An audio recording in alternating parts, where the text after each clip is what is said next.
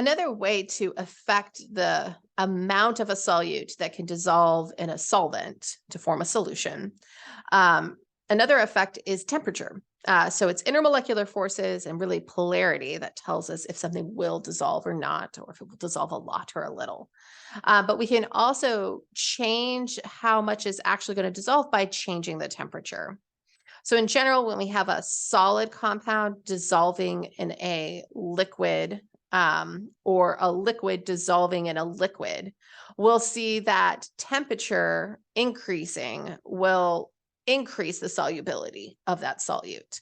So if I heat up my solution I'm trying to form, I'll be able to have more solute dissolve than I would at a lower temperature. The classic example of this is simple syrup. So if you pour 1 cup of sugar in 1 cup of water, you will have a lot of sugar sitting at the bottom of that cup of water. Some of it definitely dissolves in the water, like a fair amount of it, but you will never get that entire cup of sugar to form a homogeneous solution with the water in that ratio. But if you apply heat, then you'll see that the entire cup of sugar will dissolve in just 1 cup of water. And you can actually then slowly cool it and you'll form and it'll stay in solution, which is nice. And that's how you have simple syrup. But you'll notice that you'll start forming solid crystals on it as well, as the sugar leaves the solution and reforms a solid. And what's happening in this case is that we have our molecules. Remember, they have all of this motion, that kinetic energy, where they're moving and tumbling all over each other in the liquid phase. So if we're taking a solid and we're trying to get it to be in the liquid phase, then we're going to have to increase its kinetic energy, the amount of motion it has in that space. We could do that by inputting heat into the system. And so by inputting heat, the kinetic energy of everything increases and these molecules move faster, which means we're able to have more of that solid, have enough kinetic energy to move around.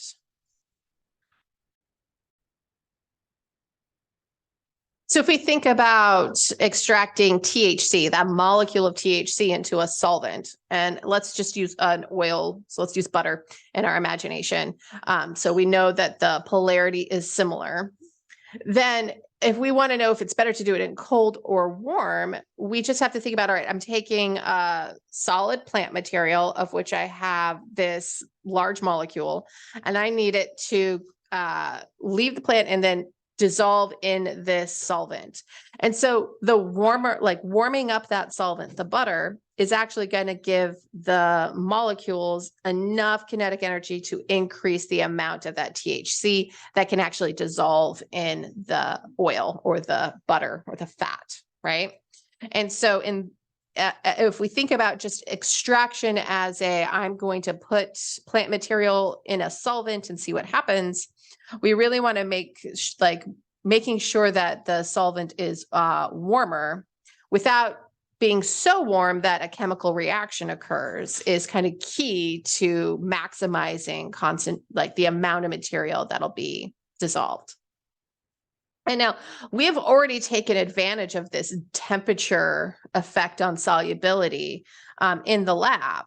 We were able to crystallize and purify vanillin crystals by decreasing the temperature. And so we had a solution, everything was dissolved in water. We had sugar, vanillin, and water all mixed together to form a homogeneous solution. And then we decreased the temperature, and that decreased the amount of vanillin that can be dissolved in a solution with water. And we saw solid crystals form.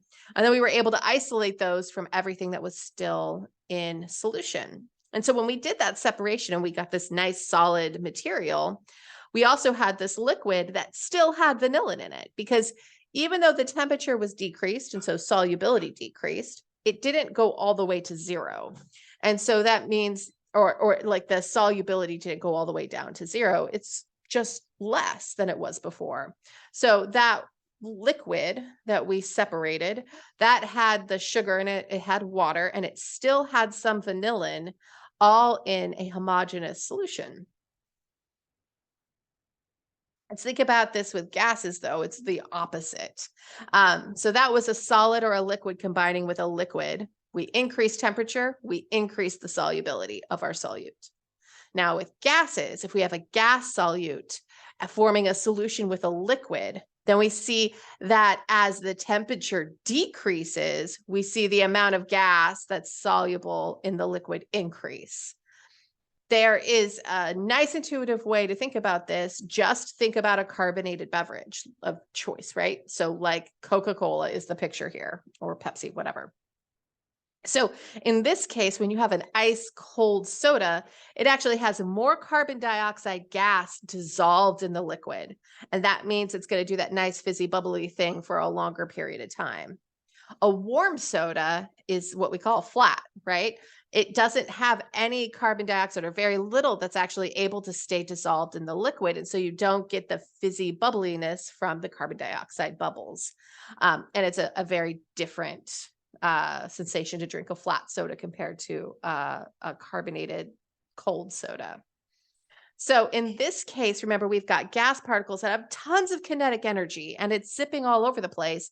And we're trying to get them to slow down and tumble around near other molecules in a liquid. And so the gas needs to lose some of its kinetic energy before it can really form a solution with a liquid. And so by decreasing temperature, we decrease all of the kinetic energy in the system.